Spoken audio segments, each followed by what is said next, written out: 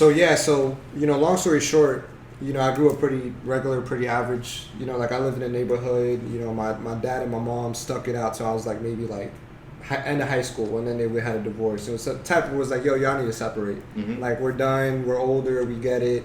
Y'all not happy, get out, right?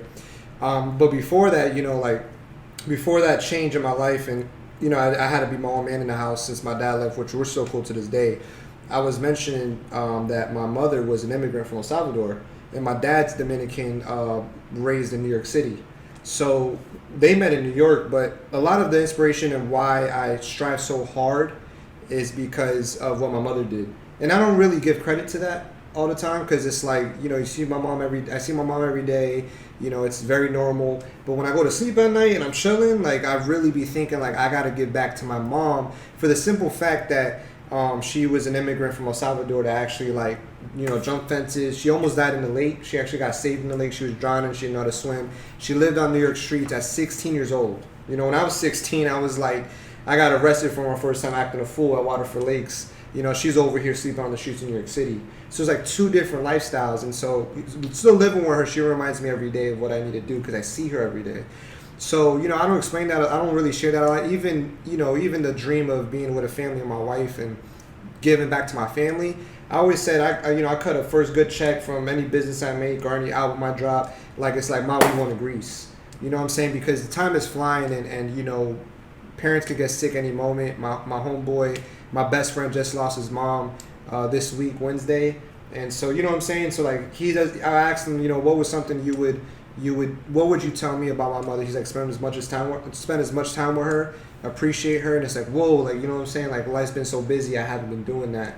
And so that's a real big push because, that's an origin that goes back into the poor of El Salvador where my mom was like, there was guerrillas, which is like big, basically their police. And their police were like army uniform, in trucks, AK-47s. Like that's how they like made things civilized and made sure people didn't start crime because the crime was so bad that you needed like big old trucks out there, to protect from all these crazy gangs. I think it's M16, one of the big gangs in Cali right now. For years comes from El Salvador. The people with the tats on their face. Oh, so wow. She comes from that lifestyle. Being molested and raped and all that is normal for young girls her age. Like that's a normal thing. And so when I think about her life and how she came to America and met my dad and made my life better, like she calls my house is regular. Like this crib, nice. It's decent. She calls it her palace. So like what I'm saying. So it's like this appreciation of like, man, I gotta give back to all that she's done because. It's almost like my mom didn't get to enjoy her life as much as she could because she wasn't born in America, and I can. So don't be that selfish brat that gets everything he wants and never gives back to anybody or doesn't prosper to be anything. So rap, music, money, business, family, giving love to the community. It all comes from knowing that, man, my life could have been born in a different place in America, and it could have been a total tragic, and I could have been in a gang, I could have been dead, I could be struggling, I could be an immigrant. Trying to come to America, and it's not. So I think like the main heart of everything I do is all that my mom and my parents did for me and everything their ancestors done. So and now it culminates into you. Yeah. And now it culminates into us. And us Hispanics being here. Yeah. And I want to welcome y'all to the next episode of the Jargon podcast. It's your host RubenHood. This is a special collab because we got 3 man this time. It's gonna be the first time we're doing this with my boy Richie Ray. And my other boy, Carlos De Juan. You already know, many wounds. You know how we do it. Yeah. Carlos was also a guest in the last episode, and he did his origins. And so now I just felt like it'd be nice for all of us to kind of work together. It's kind of nice that we can all be natural and just organically come together in these moments and really express ourselves and open up to the things that we want to do and where we want to go. So, Richie, how you been, bro? It's weird, man. It's too many things going on at once. COVID and Black Lives and even the beginning of the year with Kobe, like things are weird, but I just started my videography business, and that's came from the stimulus check. So without that, I wouldn't have started my second business. So I've been grinding doing videos because I'm a barber, but I barber at home, and so to let people in my crib and get the virus out by accident, someone bringing it to my home has been like super like sensitive. And so, barbershops were one of the first places to close back when COVID started. And so I took on the video business and I've just been running with it. I did my first proposal and, I grinded super hard for that to make it like a dope like I put extra work in it because I'm like, this is my baby to explore my business and kind of put it out there. And so I don't know, man, I could have been chilling and crying that I don't work, but you know, I was like, man, look, I gotta find a way, man. I'm 27. You know, I'm people would say, oh, you're still a baby, you're still young, but you know, man, I can't be at home. I can't be at home. I told him, give me till 30, and if I don't do nothing out, then I'm gonna find a way and just get out of here. So I've been grinding, and I got my video, my barbering. I bought a mic, so I'm gonna start my second album and record it from home organically. You know, don't gotta be in the studio, sweating time, running out. I'm just gonna be there, you know, just in a cocoon, man, just working. So it's exciting, but it's also really funny that it's happening during COVID. Yeah. You know? And that's what something that I wanted to get into, because you kind of gained the opportunity with this quarantine, everything that happened. Although it was very tragic with a lot of things that happened, you were able to start your second business. So how is it that your first business got started? Because I feel like that's something that's important too. Yeah, that's, you know, you're like opening up a whole. Okay, so let's dive deep. Yeah, man. So I don't know. Barbering came from like as a kid. My dad used to always be like, look clean, talk clean, smell clean, like, and you'll be good wherever you go. So he took me to the barbershop every 2 weeks. He was like, my sons ain't looking crusty, let's go. So I was kind of, you know, in the barbershop. I learned how to, like, you just go to beard out, bro. Yeah. You just need to clip that, dog. But I got you. But yeah, so growing up, I was in the barbershop, and my oldest brother kind of taught me how to do my beard and stuff, or like edge ups and stuff like that. So I wasn't scared of the razor. A lot of people be like, I never shave my own beard, I'll never touch it. Some people are like that. I was always doing it since I was younger. I didn't have the beard, I like the goatee and the mustache, or just fix up the edge up. So when I got out of an internship that I did at my church, I remember I was doing a sales job, right? I dropped my first album, and I was like, I need to perform this for the next year. I need to go out and perform. I'm really big on not just dropping music, but really performing. And I performed at like these little gigs, bars, clubs, churches till late at night. Sometimes till 3 a.m, come home, but then I got to go back to my sales job at 8 a.m. And that was like emotionally like reckoning. Like I would wake up and be kind of depressed. Like, man, I'm getting no sleep. You know, I got music on my mind. Sales is taking up so much energy mentally because the sales is crazy. And I was already kind of cutting hair a little bit. The way I started was I was tired of waiting 2 hours in the barbershop. So my boy told me to go to an appointment from his boy. I went and showed up. He cut my hair in like 10 minutes. Never had a haircut in 10 minutes. And I was like, this dude didn't even try. Like, you barely tried, bro. And that's my first time there. And I got out the chair, was going to pay him. He was like, bro, we don't do card. You need to go to the Publix, and you need to take out money. It's about $3. Come back, and that's, you know, you have cash. And I was like, man, first of all, you're like rushing me out. The haircut's not, I'm not even used to my barber. The haircut's not on point. And plus, my haircut was super simple at the time. I had the comb over, which just shaved the sides off. That corny, like, you know, Bieber look back in the day, but... So I remember I got in my car, and I was like kind of upset. Like, I'm tired of this barbershop thing, like waiting or things not going my way. Bro, I got in the car, and I looked at myself in the rear view, and I was out. I just went home. I never paid. I just went straight home. And that was the first time that I cut my own hair. And so I cut my hair for a month. People started complimenting me and like, yo, your haircut looks good. And I was like, yo, I cut it. Like in my head, I'm like, I cut it. And then like after a month, I started telling people I was cutting. And they were like, yo, cut my hair, cut my hair. Started at $5. Went up $10 as I was getting better, bought new clippers, and now I do like 20 a head, or you know, whatever the case is, and I just started doing that. So when I was doing my album, I felt like, you know, I'm a man of prayer. I like to pray, and I felt like God was like, quit your job, which sounds ridiculous because you got to go tell your family like you're quitting your job where you make $500 to $1,000 a month off commission to making about $300 off of barbering. But I knew that what God was trying to tell me was like, push your limits, because you're going to learn how to start business, and you're going to drop your album, and you're going to be able to perform and do two things that you love to do and not have to worry about anything no more. So I see people all the time in the barbershop. That's how I connect so well, because I see people every day doing different things. Even with the video business and that growing, and people come to my barbershop and listen to the album. So I feel like God was orchestrating this thing where it's like, you're going to get a cut in your money, but it's larger than money right now. It's about your passions and your dreams. So I started barbering, and I got my chair. I got my brother helped me, my oldest brother helped me put the mirror up, and I cut from home, bro. And ever since, it's never changed, and I've gotten better as time went on. You know, in the beginning, you're okay, and then after a while, now people just come to me. I used to have to text everybody, and just little by little, man, it's been about a year and a half, I think, or almost 2 years that I've been barbering from home, and because I did that, I went to my music, and I don't even know how. When you ask me that or how I did that, I'm not even trying to. I don't know how it happened, man. I never thought ever that I'd be barbering. Never. But you know what's cool about that, honestly, is, and that's the thing that people don't realize, even in your own story about how like you changed barbers and everything like that. Like getting the cut is like going to the restaurant. You know what I'm saying? It's really about the experience, about the environment. You go there, you know your barber. Yo, man, how you been? Catching up. You know, he knows a feel for you. He gets what your style is. He understands you. And then you have your own little studio at your house where you cutting hair, playing music. You know what I'm saying? It's like people coming not just to get the haircut. People coming for you. Yeah. And that's the business. You know what I mean? In terms of, like, 100%. 100%. I was reading a book because I had recently, another thing I felt like God, these are like little moments where God speaks like these powerful words into my life that don't make sense, but then when you try it, it happens. And I remember I was told, like, Rich, you need to get mentors in your life. And people that are just better than you and sharper than you, that you're well-rounded dude, you kind of got it handled, but you need to go to the next level. And so I basically got some mentors in my life, and that's when I realized that my business or barbering was about people, not about the money or what I actually do. And so it's all good. No, don't worry about it. It's all good. Yeah. So yeah, it wasn't about. I remember reading the book, and the guy was trying to find a way to make more money, and he was like, "Nah, it's not about making more money. It's about loving people and giving people." And that book was read maybe about less than a year ago. It's called The Giver. And ever since, that's a really good book. My brother told me to read that book. It's hilarious. And it's really good. Yeah, and off of what you said, it's like I read that book, and sometimes you need reminders that, like, yeah, this business is like you're gonna do your job as best you can, but like people don't buy the product, they buy you. And that goes with friendships too. It's a whole connection with life and friendships and opportunity. So the fact that you said that is like A1, bro. Even talking about it now, I'm like, oh crap, like got to keep that in my mind. Sometimes I got people, I cut their hair and I'm stressed, and I don't really care to, like, I'm like, man, I just got to get them over with and then come see Ruben or something, you know what I'm saying?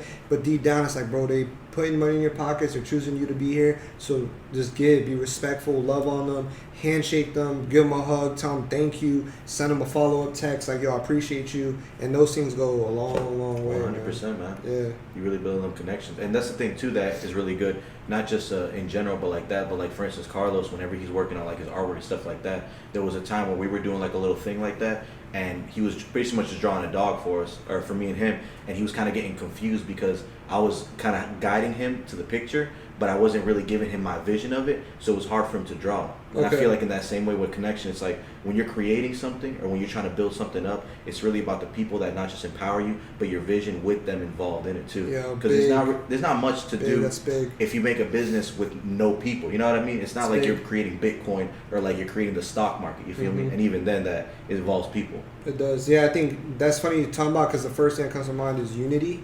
And unity was something that I felt like was like missing in my life. I feel like it was stuff that I go to church. I feel like it was stuff that was missing in the church.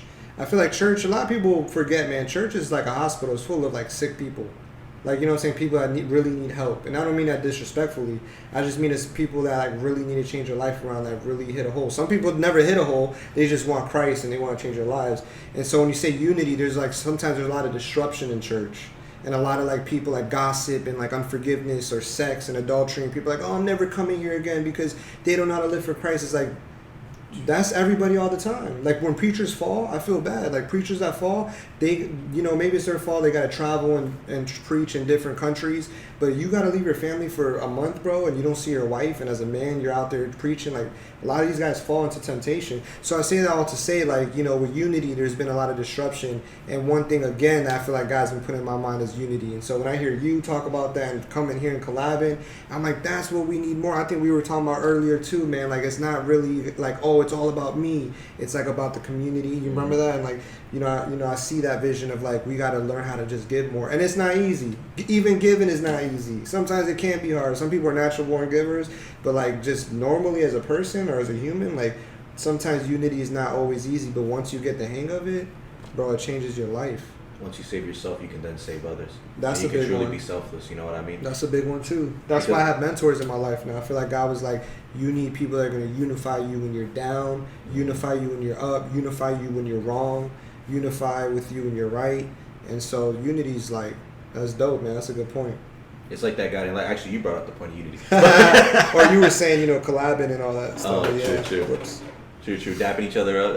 Yeah, facts. It's interesting the way you put that, because the mentorship is something that Carlos has brought up many times. Mm-hmm. It's something that I felt too. Like for when I was at Temple University back when I was in Philly and stuff like that, I got mentored by the last person that ever chilled with Mr. Rogers.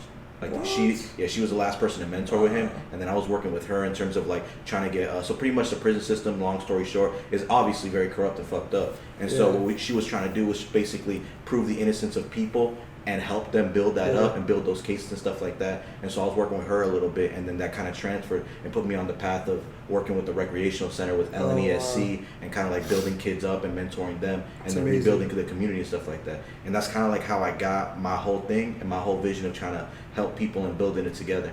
And so just coming back to you real quick, the way that you want to build, the way that you built your first business, how do you feel like you're going to build the second business now that you got it kind of like starting up? Yeah, so these are great questions, man. Like, so it's so crazy. Like when I did the barbershop, I want to public speak and do music, you know what I'm saying? And I also wanted to be in church a lot. But I'm here to be 100% real and not hold my thoughts back. But there's a lot of things that I love Christ and Jesus, and I love Christianity and the beauty of the Bible, right? That's my belief. But the church right now kind of rubbed me the wrong way, and there's a lot we could get into about that topic, but I kind of had an epiphany or a moment where I was like, I don't want to work in a church, and I don't want to work for nobody there because I feel like they're going to stop me from what I want to do. That has to do with, what I believe in Christ and like et cetera. So like I got my album cover, No Good Thing, it's me smoking, right? Oh, yeah. So would my youth pastor and my pastor approve? I don't know. You know what I'm saying? If they're watching it now or they ever watch it, I don't know. But I realized that I wanted to take my art to new levels. And the reason I had me smoking was because I wanted to like kind of, I was selling and I was kind of like in the streets and got arrested really young and et cetera, that I wanted to never forget where I came from. Never ever forgot where I came from. So, with the whole switching up to the business was like, oh shoot, like I want to still have my same beliefs and have it in my music and every day that I go. And so I went from having this big old dream of working in a church, and I might in the future, I don't know, I'm never going to say, oh, it never happened, that's not true. But I wanted to be my own person and do my own art, because art can be controversial, art could be risky, art could be ugly and weird and different. And I get afraid that some people won't understand because, oh, Christianity and what are you doing? You're crossing it's like, no, you're not getting it, man. This is representation of me never forgetting where I'm from. And anybody that ever listens to my music, they will always know that I wasn't this perfect corny Christian dude that always knew God and was no, that's bullcrap. I grew up rough, you know what I'm saying? And I know you guys might have had the same stories too, you know what I'm saying? So when I did business, I was like, I feel like God was saying, I'm gonna give you your own identity and you're gonna be your own, marching band, and slowly, people will come with you. So I didn't know that. I didn't even know that barbershop was gonna teach me how to do my second business. I feel like the barbershop was like the little pre-course. And it was like, whoa, now that I'm starting videography, not only that, I also have my mentors. My mentors are helping me build my first e-commerce business. Oh, wow. And that's actually a bigger project than both my barbershop and my videography, because it's residual income and it's a long-term business, and you're not going to get it fast. You got to work really hard. And so that's actually my third business. So I have two. And this man hitting us with next levels. yeah. And it's crazy because with the e-commerce business, I had another realization that barbering took a lot of massive physical work. Not massive, it's a very mind thing. Like you get emotionally drained barbering, mentally drained. And a video could be very physical. And then after it gets physical with, your back be hurting, your arms be hurting, like things be hurting when you're trying to get different angles. It's tough. It could be in the hot sun. Sometimes the guys don't know what they're doing. You're in a hot house, and then you got to go to the mental. And I realized that was so draining, and I understand hard work, and I appreciate it, and I love both barbering and videography. But when it came to e-commerce, the e-commerce was a business that's online. And you realize that I'm selling essential products that all families need at all times. In quarantine, people gave up on haircuts. In quarantine, people gave up on music, which means they gave up on videos. People gave up on weddings. They gave up on proposals. They didn't give up on them. They put them to the side. And so that meant that I wasn't going to get no money from both of those businesses. Mm-hmm. And so the e-commerce was a much more larger and more intricate type of. It's not something I'm passionate about, but I'm passionate about my family. So I'm gonna put away my sides and my desires of creativity and get more into real sit down mentorship meetings where they sharpen you. You learn discipline. You learn how to be organized. You learn how to budget. You learn different things that you don't know. So when you can start your business, you're more well-rounded and you're not just working. Because I could still have my own business and still be paycheck to paycheck. Mm-hmm. And that's not the goal. You know what I'm saying? But starting my second one, bro, it all connects. And my third one, it connects, man. The music that I was able to do because I quit my sales job to the barbering. My life is people, bro. It's people. It's nothing else but people. And I'm able to share my music with my customers, my barbershop. I'm able to share my videography business with people that come in and get haircuts. Like, it's like free promotion. It's like people come in to get haircuts and they know about the rest of my other businesses without me having an Instagram or Facebook, which I do.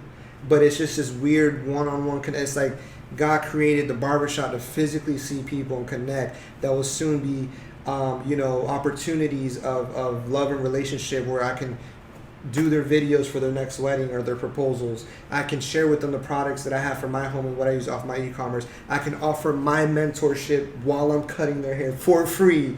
I believe a lot of people do come because I'm such a giving person when I talk, that when I cut their hair, sometimes it becomes, if there's nobody in the shop in my house waiting, it gets very real. And I have real conversations with my clients, and I love it. I don't know burden. They get real with me, you know what I'm saying? And I feel like they really, like you said, it's about them and like giving to them. Earlier we were talking about it, and it just all connects to where like my last business flourished into my second. That's not everybody's path, you know what I'm saying? Everyone will start a second business. I might not have nothing to do. I don't know. But seeing people all the time, connecting with them is like the key of why I could even do a second business, which is my videos and my e-commerce. I don't know. It's crazy. No, it's great. It's taking chances for sure. Yeah, 100%. That's what. Sorry, go ahead. Well, that's what I did with my videography. Was I get my car, or get a camera and start my second business. And my mentors are all about risk and like you got to take chances, and that's something that's very scary to do. So I bought my video. I bought my camera. I spent a whole like G on it.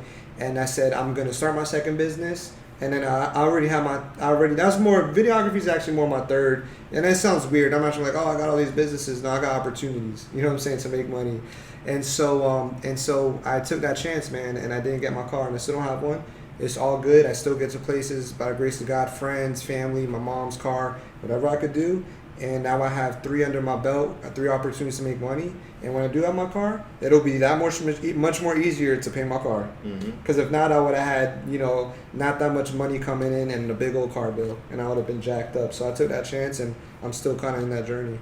That's what's up, my man. And that's the thing, too, that's interesting, that you're talking about, like, not just yourself, but the different faces of yourself. Because you have Richie, the human being, the son of a mother who struggled in El Salvador and found an opportunity here in America. We got Richie, the artist, Richie, the Christian, and stuff like that. And I think people like to simplify things and put us in a category or in a one-facet mind. Like, of course you're Christian.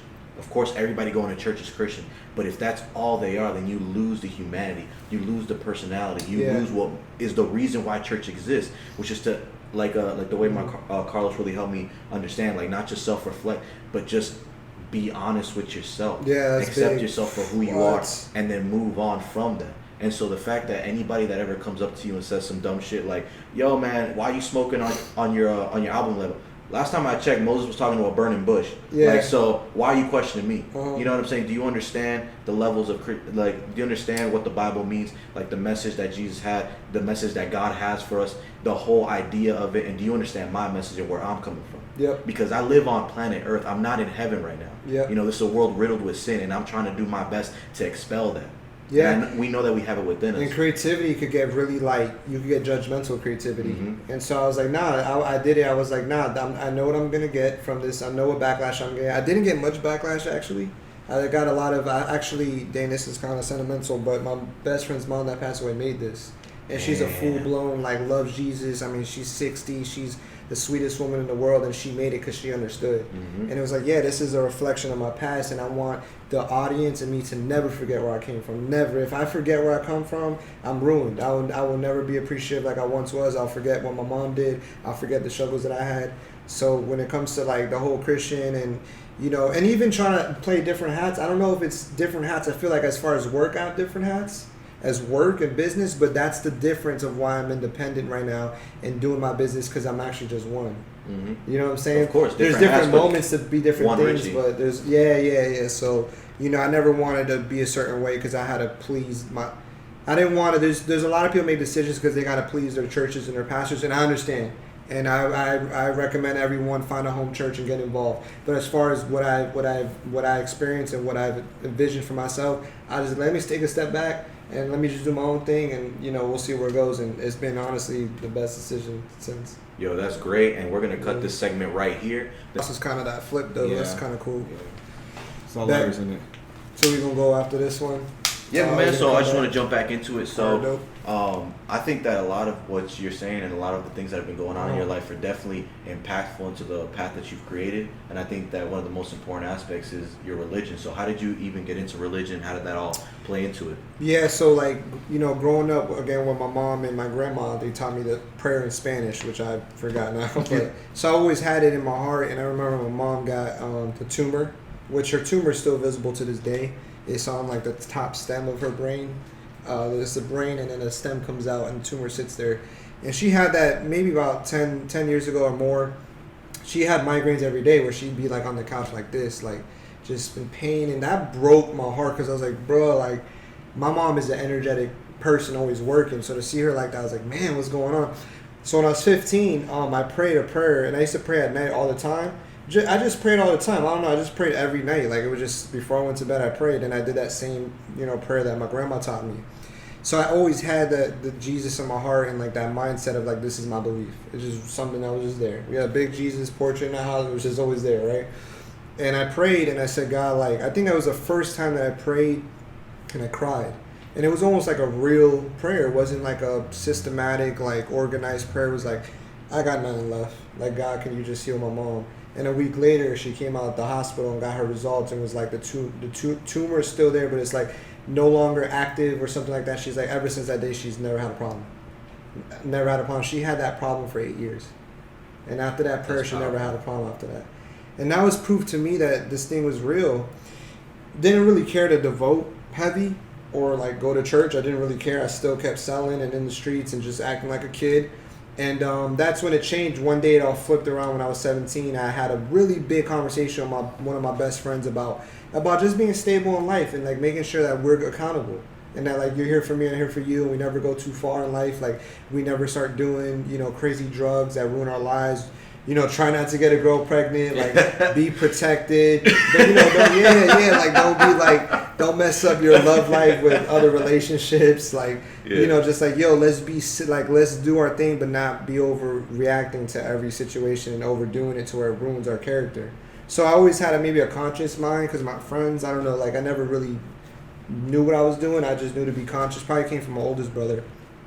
But that night I felt for the first time God speaking to my life. And people are like, oh, what do you mean, like, God spoke to you? And I understand that, like, you're right, it's kind of weird. Like, if you never heard God speak to you, you're right. It's kind of, like, foreign when someone says it. So forgive me if, like, people are like, what do you mean God spoke to you about barbershop and blah, blah. You're like, bro, it's a long time coming, man. You build your spirituality with God and you connect. And everyone finds their different ways of connecting.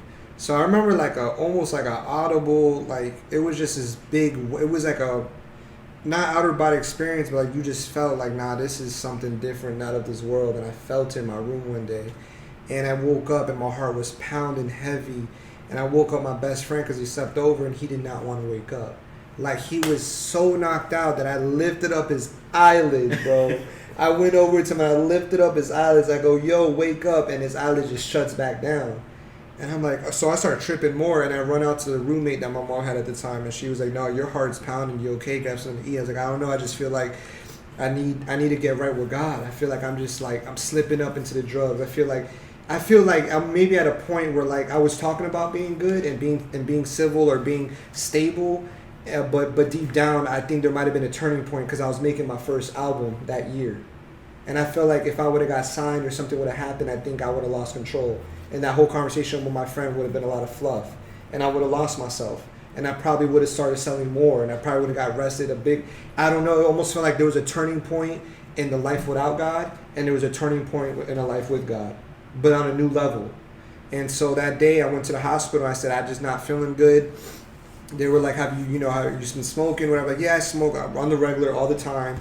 Anything in your weed or whatever. Like, no. This is my brother's. Like, no, I've been smoking for so long. I know when something's laced. Like, and you know what I'm saying? Like, I knew I was like the science when it came to bud. Like, I knew what I was looking at and what I was dealing with. And they were like, okay, well, you don't have anything in your system besides THC, whatever. Like, just go home, you'll be fine. And they kind of brushed me off. They kind of were like, you're wasting our time. And I felt a little humiliated because I was like, man, this has nothing to do with anything, but I know God's trying to speak to me right now. And that next day I saw my uncle. My uncle never comes by. I randomly see him. He's probably one of the more spiritual people in my life, and I never really see him. He happens to come by the next day. Like, randomly was like, oh, I was by the neighborhood. Want to stop by. I had the wristbands from the hospital. He told me, Rich, I do think this is something bigger than you, and I think you're realizing something in your life at your age. Long story short, that was the same month that my grandpa passed away. So I feel like Raymond's his name. My middle name is Ray, Richie Ray, and he passed away that month. And I feel like that God had something to do with his passing of the torch of maybe like a grown, like going into a manhood of different living or being more woke into the world that you live in since my grandpa passed. And that was the first death in my family that I knew of.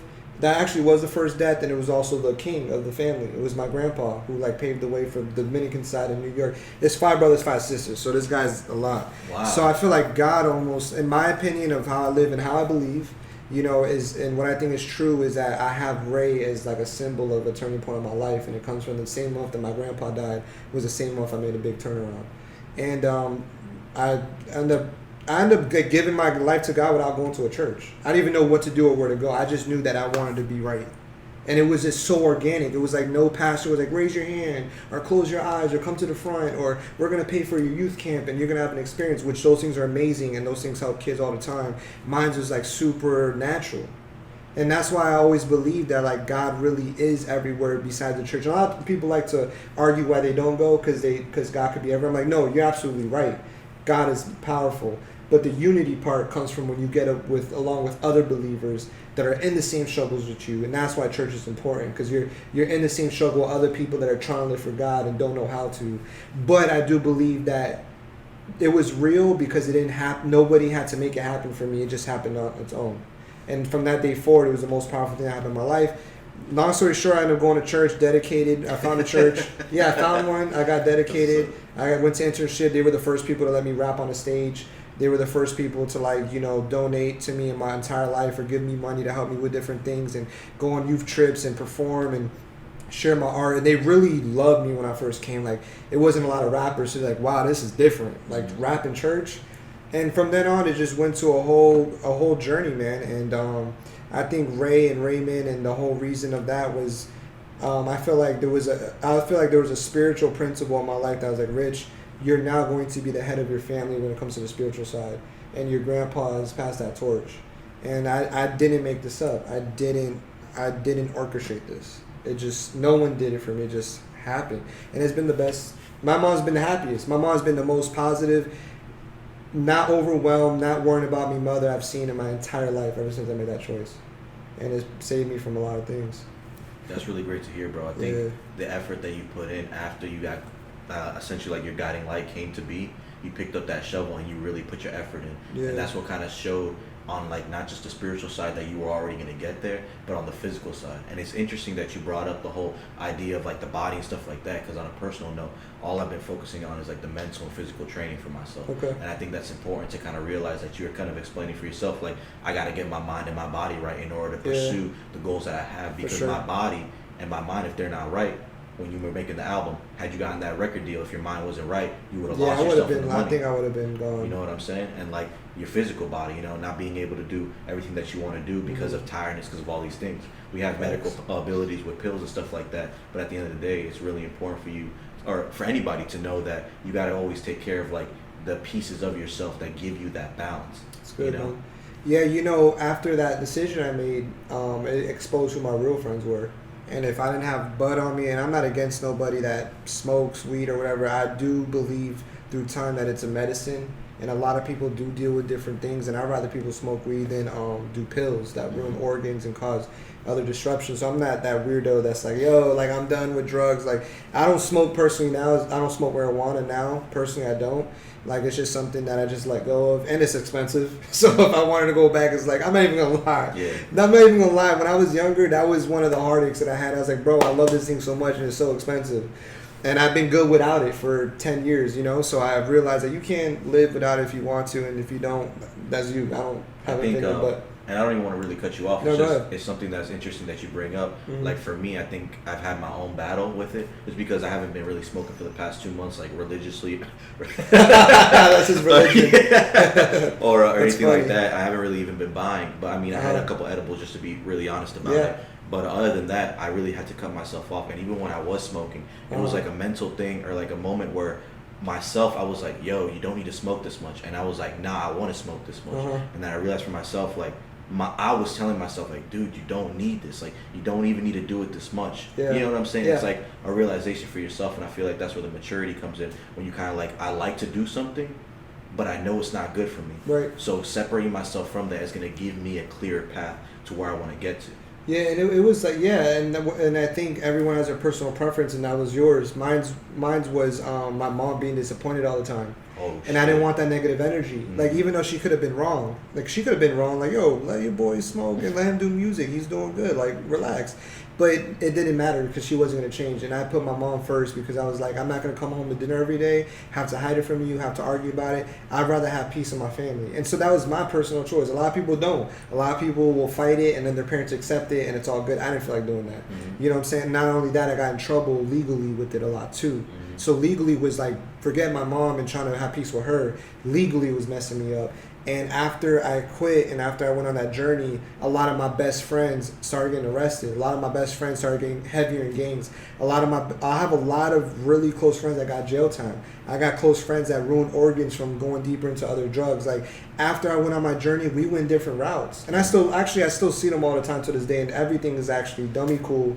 I just even done the music video for my boy. Like, it's never got weird. We just had two different paths. And ever since I went on my path, you know, God bless them. I'm not trying to bash them, but I'm pretty sure they would sit there and be like, yeah, I wish there's some choices I didn't make. And, you know, I wish I maybe didn't do this, but I've learned, I'm growing, it's in the past.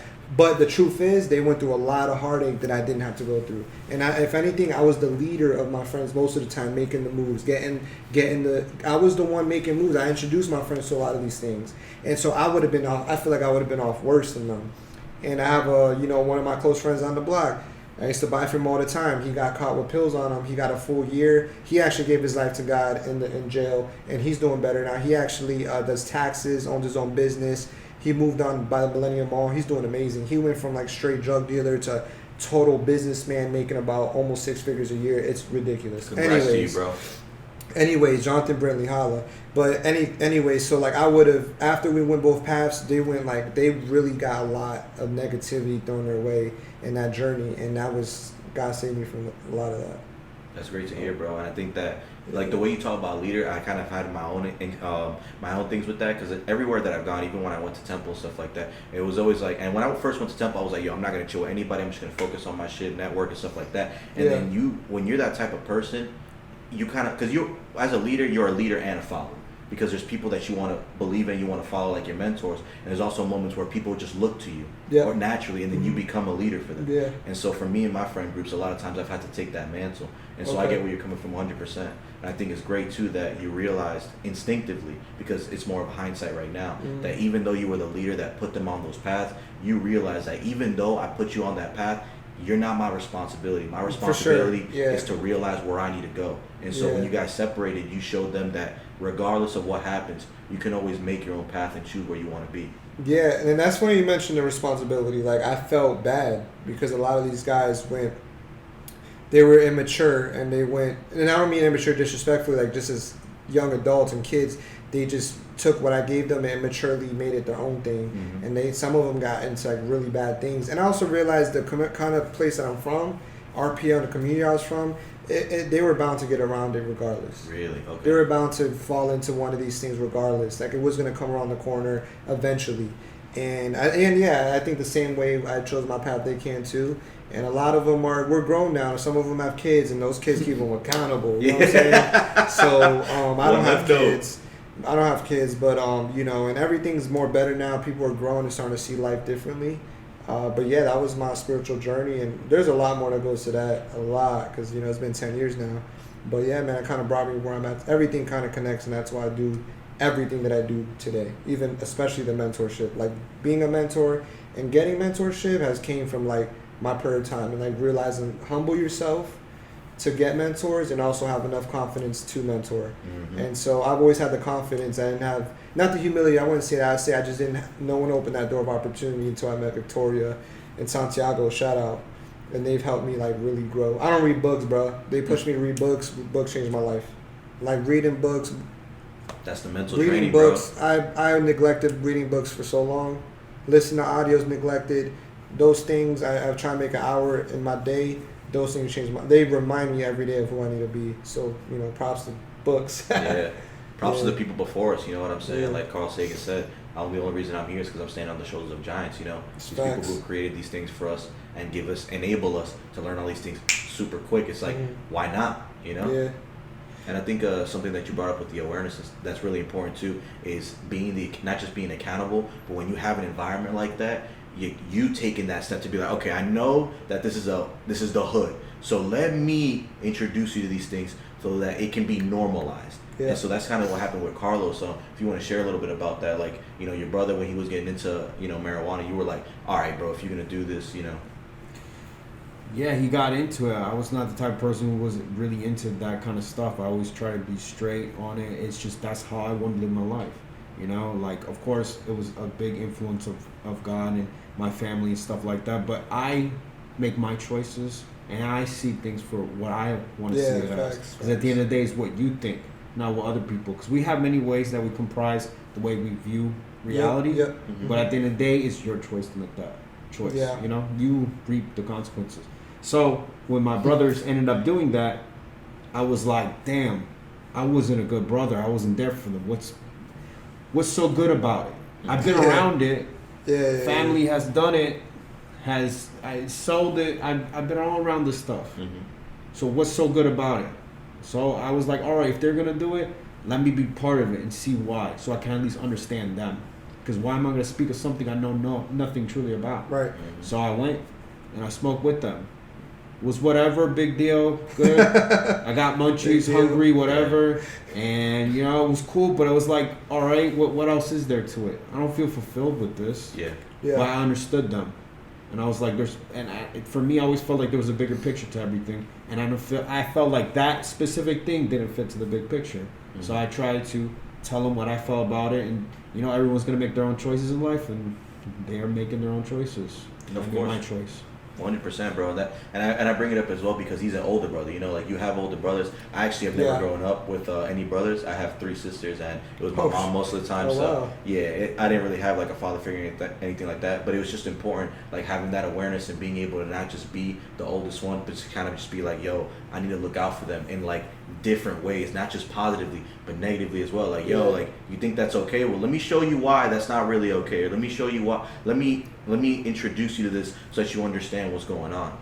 Yeah, I think a lot of people, they just, it's funny, man, the Jada and Will Smith. Oh my. Right?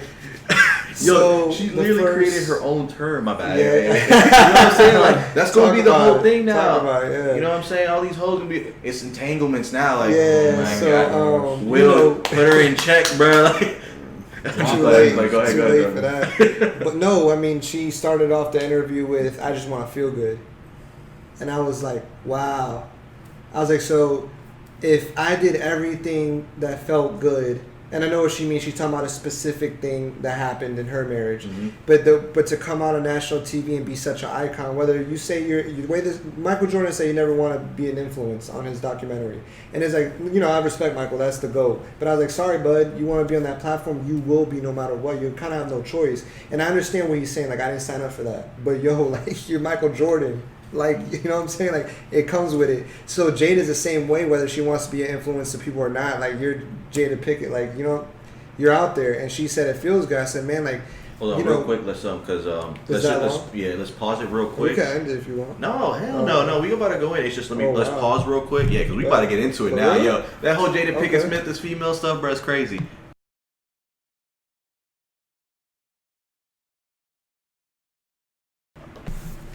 All right, let's run it. So that whole entanglement, it's just on a personal level, like it's almost political, where you have like the Me Too movement doing all this stuff, and it's kind of dying down. Everything's getting normalized, and all of a sudden she wants to come out and speak her truth about a situation that's personal to them. Like Will Smith has got his females taken care of. They're in an open relationship. I see no women coming out like, "Yo, Will, I'm not really feeling what you did." Like he got everybody in check, and now you suddenly want to come out and be boastful or like think that you have enough of a say in the situation that's going on. Like, I think it's just ridiculous. Well, I think, I saw the interview and I was like, that's their own life and their own marriage, and y'all do what y'all want. But when she said, like, I came out, like, oh, I just want to feel good, I was like, if everybody did what felt good, we'd be like in a trash hole. Like we'd be done. Like imagine, imagine Trump doing whatever he felt he wanted to do. We'd be done. Even anybody, our own community, anybody we're at, we'd just be done. And so I was like, children do things because they feel good. I'm not even trying to diss her. I'm just saying, like, children do that. Facts. The heart's deceived. And so, right, facts. And so, like, when you say that and you're teaching, a teen or maybe a 10-year-old does come across it. I don't know. I mean, with social media, 10-year-olds could come across anything. And they say, I want to do what feels good. It's like, man, like, we were supposed to make sound decisions. Like, to come out and say it feels good, that kind of blew me off. And that was in the first minute. I kind of, after I watched it, then they did the pound and they're like, bad marriage. And they pounded. I was like, oh man! Will Smith's 100%. I was like, y'all are rich. I was like, y'all are rich. You guys are like, I understand you still have emotional and family issues, but you guys don't have the financial issue. Like, marriages need to work in my house. So like, if my mom's dad marriage worked, if we were rich, it'd probably be like, all right, y'all could definitely go. But deep down, we knew if the split happened, it would just be different. I'd never learn how to buy my first car. I would never learn how to get a credit card or learn anything that a man should learn from his father. So it's like, when they pound and said bad marriages, it's like, nah, like that shit's like, I'm usually not the person to be like, oh, that's from the devil or that's evil, but it almost felt like that. Like, yo, that's devilish. Like, because like at the end of the day, if you don't want to get married, don't believe in marriage, I get what you're saying, but marriage is a beautiful thing. And if we have more people in our lifestyle that could teach good marriages will keep families together. We wouldn't have to worry about people acting hard and trying to prove themselves in school and prove themselves in music because their fathers would be around to approve them. Their fathers would be down to give them confidence. Their fathers would be around to put them in their place when mom's not around. A lot of these guys and the way we grew up, we put our mom, after a while, we try to put our mom in place and be like, nah, brush her off. That would slap you. That would hit you. Like, nah, don't talk to your mother like that. So to say the whole bad marriages or whatever, it's just a bad look because like that's the number one reason why Hispanics and blacks don't get to prosper the way they do, because marriages are ending all the time, or men are having babies and leaving all the time. And I think from my parent life, fatherhood is the reason why the generation is so lost, because the fatherhood is not there. And so when they went on there, and I felt like Will Smith was forced to do it because the way he looked, bro. But that's like the thing right there, bro. Not just the control, bro. It's the passivity, like. Bro, why are you being passive about this? Like, even if y'all gonna be together, regardless, like that bad marriage for like, yo, why do we like Bad Boys? Why do we like Bad Boys 2? Because we got Martin Lawrence and Will Smith talking shit to each other for an hour and a half, going back and forth. Would we have watched the movie if Martin Lawrence just said whatever he wanted, and Will would have been like, word, let's get jiggy with it. Like, that would have been his line every time. Let's get jiggy with it. Like, what the fuck is this? Like, there's no emotion, there's no feeling. Just the emotions on his face when I saw that, I'm like, he didn't. I'm like, how can you just be passive about this? Like, you want to put me on live TV and tell me all this shit? Let me put you in your place in front of everybody. Like, that's one of my idols, and not to be like, I gotta follow him and stuff like that. Yeah. It's like, bro, he is, man. And the way he treated her and stuff like that, the way he promotes her and stuff like he had real love for her, but he also understood as a man that we do what we want, right? And we have to be honest about it. And then just to be passive, like, bro. You a representation of men. Yeah. Are we supposed to do that with our women when they want to act up? So we just be passive? Hell no. Hell no. Yeah. And I know that maybe women think or whatever, people may think I'm being misogynistic. No, I'm being real. If anybody tries to do that, you check them. Like, it doesn't matter. Like, what you're talking about with your boys or like the people in your faith. If you have people at your church saying some stuff that you don't think is right and you passive about it, the whole church is going to get that energy. That's funny that you mentioned passiveness. I think I grew up passive, probably partially from both my parents. They act passive. And I think the number one thing that I'm teaching teach my little brother, because he's passive, great dude. He's a businessman, pastor in Jacksonville. Dude's amazing, fashionista, fire, right? Is being passive. Passive never got me nowhere, man. Passive got me stepped on. I mean, passiveness made me hold in emotions where I lashed out later and was the bad one. Like, now when I learn, I remember this guy named Dan. It's funny, his last name is Pena, like mine. His name is Dan Pena. I think he's probably like top 10 richest people in the world. He's a billionaire. And he learned this skill. He goes, I will never be in a conversation where if I disagree, I will let you know. If I don't like it, I will let you know. And I'm like, whoa, what does he mean? And I realized through the time what he meant. He's like, I'm going to create my own circle. So if I disagree with you and you don't like it, then you're not in my circle. And I think there's a balance. I think, yeah. And thank God, yeah. And I think there's a balance. You can't disagree with everybody and always like cut people off. I don't think that's at all what's going on. But I learned right now with all these businesses, I don't see nobody. And I have friends I see on the weekends, my brothers, they do have people around, but it's definitely not like what it used to be.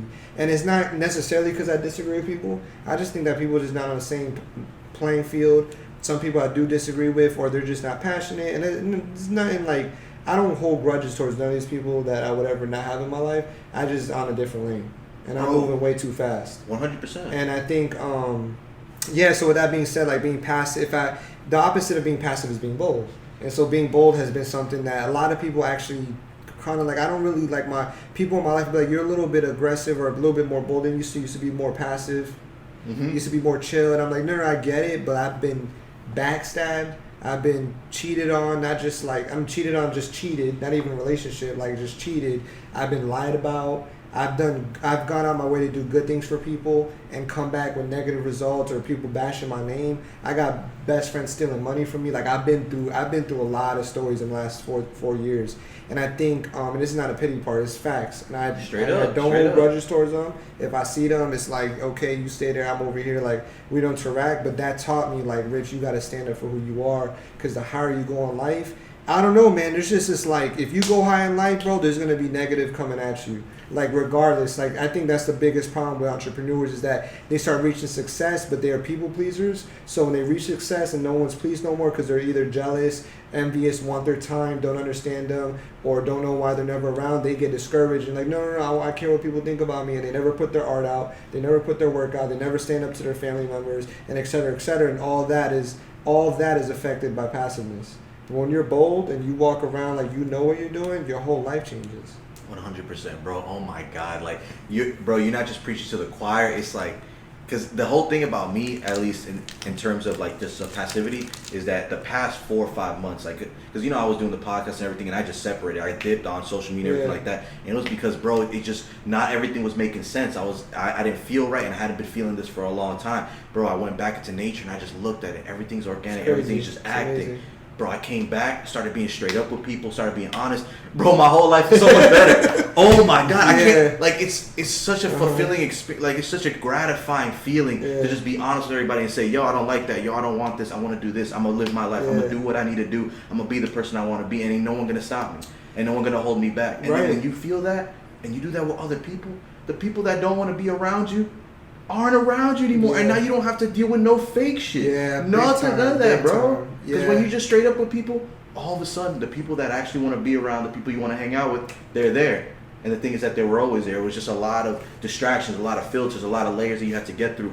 You know what I mean? Yeah, no, that's perfect. And I think it's actually, I feel like I've been like, it's a kind of, actually, because I love people so much and like my whole thing is like to give back. It's like it hurts because like I've lost friends. And I've also had to make decisions that some friends that are still, that they haven't done nothing bad to me, but they are not on the same playing field. And that when I express dreams or visions or try to do different things to help others, they don't see it, they gotta go too. And they don't go as in like, I'm specifically texting them like, hey, we're no longer friends, that's retarded. What I mean is like, I'm mentally checking out. Yeah, that's stupid. What I mean is like, I'm mentally checking out that I will no longer expect you to hit me up and you and don't and I'm not going to put time to reach out to you. But if I see you, it's all good. If I see you at a party or dinner, we cool. But like once that party's over and like I'm not going to expect you to be there because I understand that we're on different paths. And it's not a conversation I'm having with friends. It's a decision I'm making in silence on my own. Like, man, I want to see that person, but maybe I don't have time, or maybe they're just like, every time I hang out with them, I feel like they don't add to what I'm doing. And it gets kind of weird because it gets a little selfish, and it hurts because I was so used to giving for so long that now when I'm being selfish, I want to be around these people, but I realize like that's an emotional attachment that I have with like hanging out, going to the beach, which I think you should have time to rest. But there's like an excessive time to rest that I was doing. And it's like just multiple hangouts, staying out late at night, talking crap about different things. And I think I'm in a really strict place where it is hard to understand because I barely understand it. Bro, I think you're starting to understand, because at least for me, the kind of like to add on and kind of like maybe see the end of the light is that you have to understand that these relationships you have with people are changing. And in a mature level or just in a grown level, your people that you hang out with when you want to go out to eat. There's people you hang out with when you want to do work. There's people you hang out with when you want to train. There's people you hang out with when you just want to hang out. And it's not that you're losing any relationships with them. And that's why it's smart to do it in silence, because what it is that you're realizing when these people are going to come into your life and how to manage that so that you keep all your relationships where they are. Because like your boys that you're back in your hood, you go back home, you go back to the hood, yo, what's up, bro? You talk for 20 minutes, you know that you're not going to sit down with him and write an album with him. Right. But you know that when you see him, you know your relationship and you know how to communicate. Yeah, it's still love all the time. If anything, it's opportunity to connect for something. Love, bro. And I have, so this is when it gets real serious. I have close friends that are my best friends and close friends in my circle now that I don't see as much. And I see them more than I see the rest of the world because this is my circle. But I noticed that they're not cutting hair, they don't cut hair. They're not in my videography business, and they don't get mentored, and they're not in e-commerce with me. So it's not that I don't want to see them, it's that my schedule is filled from top to bottom. And I think my brothers and my mom get the first chance to see me when I have space. And that's a lie. I am always busy, and it's really weird. My schedule will be packed all the time. It's weird. That's great. It's just weird because it's just sometimes it's like, wow, okay, this is happening. But anyways, what I'm saying is that I have to tell close friends, like, yo, like, I love you. They get upset a little bit. They're like, yo, we don't see each other. What's going on? Like, and then they get bitter. I'll tell you this, man. This is facts, man. It gets scary when you want to really go after it, bro. I had a close talk with my friend, and he was questioning why I was doing what I was doing. And he was like, he knows that I'm the number one, and he'll be watching this, and this is not to bash, and I'm not saying names, but because it was out of an emotional... He was having this conversation emotionally, so I know he might not have meant it, but this is how busy I've been, or not busy, productive, whatever you want to call it, is that he was like, you're not a people's person. And I was like, you're not a people, I was like, how could you ever say, what? Like, time out. Like, this is a joke, right? And I was like, trying to get to the root of it, and he was like, well, what does your businesses have to do with anything people oriented? And I was like, whoa. And I was like, I just prayed for a youth pastor last night because when I got to cut his hair because he's actually started venting and he was going through a lot of emotional like breakdowns. Boom, number one. I don't even know why I was proving this point. It was wasting my time. What about videos? I got to put food on my table. I got to pay the bills that my mom asked me to pay. I got to get a car. Like, I don't. Anyways, I don't want to be sarcastic. But, and it got really serious in my life, and I had to go home and be like, wow. Like, this is the sacrifice that I have to make to see success. Is that, like, I'm not going to be BSing, with friends no more. I don't have time to FaceTime and BS. If we're going to FaceTime and BS, it's going to be because you want to get mentored, you need advice, you need events, or we're talking business. And I'm there for my friends to vent. I'm there for advice. They just need to actually say. They need to, for those that are watching, put in caps, yo, Rich, I'm going through a hard time. Text me. Rather than calling me and then not giving me nothing or just texting me. Don't text me, hey. Bro, when I'm in the middle of an interview. Mm-hmm. Text me, bro, after what you're doing, give me a call tonight. I need you. Bam, I'm on it, bro. Like, I'm on it like glue. Like, if you give me that text, I'm in there. I will not neglect you. I will make 20 minutes, 30 minutes, maybe an hour of my schedule to talk to you because you were open about it. You just told me. If I get a hey. No, 100%. Yo, communication one-on-one for everybody. Time just to give. If you need help, you need help. Because at the end of the day, we got to do our things for ourselves too. And when you're literally doing that nonstop, why you got time for people who even want to start just a little bit? And so it shows that they're giving you more effort. When you give you hey, they're not giving you effort, and that shows to you who are really worth it or not. Yeah. And that's the thing. Communication 101. Just real quick. Anybody. Whenever you hit somebody up, explain yourself. Explain yourself. Just Like he's saying, why are you gonna say hey, and say it all? Be straight up. We're adults now, and maybe if you're a kid or you're like 15 and texting people, it is what it is. But communication 101, just be straight up and explain what you need from people, because then you're being honest with them and they can be honest with you. Why am I gonna go through, hey, what's up, what's going on, and then the reason? Just give me the reason and I'll tell you exactly what's going on. I feel like with your boy, it was a little bit of two things. It was a little bit of mental and emotional, what's it called, maturity. He didn't really understand how to communicate what he was thinking or feeling. He was just saying things because he wanted a reaction. Yeah. Yeah, and I think and this is my dog to death, so we'll argue about it later. But I need to be real with my fans and my listeners. I need to be real with anybody on the show. I just need to be real. Like, I'm hitting a level, and I'm not even like, I don't even be flashing and got dummy money. I'm like in the opportunity section of about to make money on my own. No boss. I don't have a boss. So that's usually my gold prize. So I'm not out here like, oh, look at me. Like, I'm like this guy. Nah, man, it's COVID, bro. And I can't cut hair and make money, bro. So you won't see me because I got to make this money. Mm-hmm. I gotta get my life together. Like, how old are you? 20. You know that feeling. Yeah. 20. 26. Y'all know that feeling. Like, it's about to be 30, bro. Yeah. Like, and we talked earlier about the games and stuff. And I got to get that done before 30. I already said that. Or try something. Yeah, it has to be done. Get somewhere. Can't be stuck in this loop trap. So it's like this anxiety a little bit. And you know what? But I will say the other side. There is a time to slow down. And there's a time to, go spend that hour with mom, watch a movie, go see your friend, and have a dinner. It's funny because my dinners now are scheduled. It's like, you want to chill? We're going to do an hour and a half, 2 hours. We'll find a restaurant. You get me all for this amount of time. And I want to let you know, out of 100 people I know, you're the top 5 on my list. So whatever we can do, it's because I love you and I want to be there. Everybody else, I can't. And I know y'all get that feeling too, with whoever's in your circle and who's not. But you realize you get to a place... Hamilton, the show, the Broadway show. I mean, there's sacrifice, there's pros and cons of sacrifices and things you want to do. Hamilton neglected his family because this dude was taking care of America. Mm-hmm. And it's weird because you go fight both sides. Oh, you neglected your family, and now that's why you have a bad marriage, and which sucks, and it happened.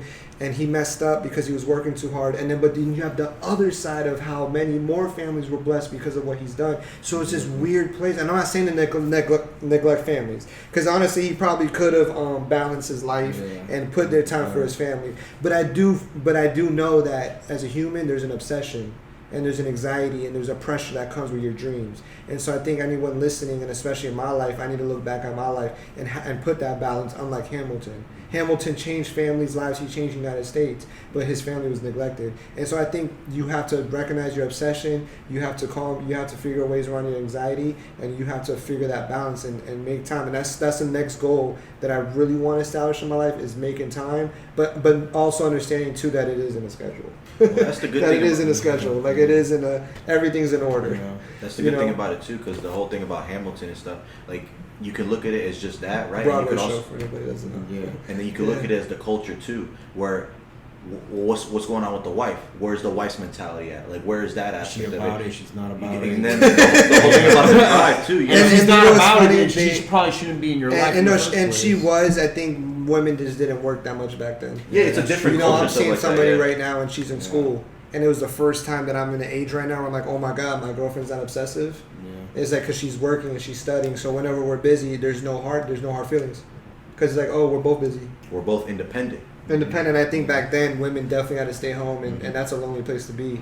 But at the same time, he might have overdid it, because I know people that do overdo it, and I've overdone it before.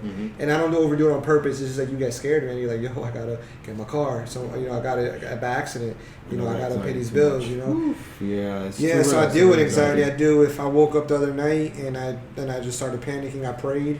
And the next day I got a blessing, no lie. I feel like that hasn't happened in a long time, but it happened.